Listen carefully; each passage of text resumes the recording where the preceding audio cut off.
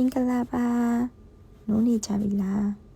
ကျမကတော့အခုမှထားပါတယ်လေ့ကျင့်ခန်းလုပ်ဖို့အတွက်ပြင်ဆင်လိုက်ပါဦးမယ်ဒီနေ့ကပိတ်ရက်ဖြစ်တဲ့အတွက်ကြောင့်မလို့လေ့ကျင့်ခန်းမလုပ်လို့မရပါဘူးလုပ်မှရပါမယ်ဒီဗီဒီယိုလေးကတော့အရင်လေ့ကျင့်ခန်းလုပ်ထားတဲ့ဗီဒီယိုလေးဖြစ်ပါတယ်အဆုံးထိကြည့်ပြီးတော့ကြပါအောင်နော်အဆုံးထိမကြည့်ပြီးရင်တော့စိတ်ဆိုးမှာကြည့်ပြီးတော့လက်ထွက်သွားရင်တော့စိတ်ဆိုးမှာနော်ဒါကြောင့်မလို့စိတ်မဆိုးခံချင်ရင်အသေးလေးပြီးခဲ့ကြပါ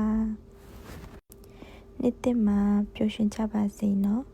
အားလုံးကိုလည်းကျေးဇူးအများကြီးတင်ပါတယ်ကျမရဲ့ဗီဒီယိုလေးတွေကိုကြည့်ပြီးတဲ့အတွက်နောက်လည်းအပိတ်ကြပါအောင်လို့ပြောချင်ပါတယ်အားလုံးချစ်တယ်နော်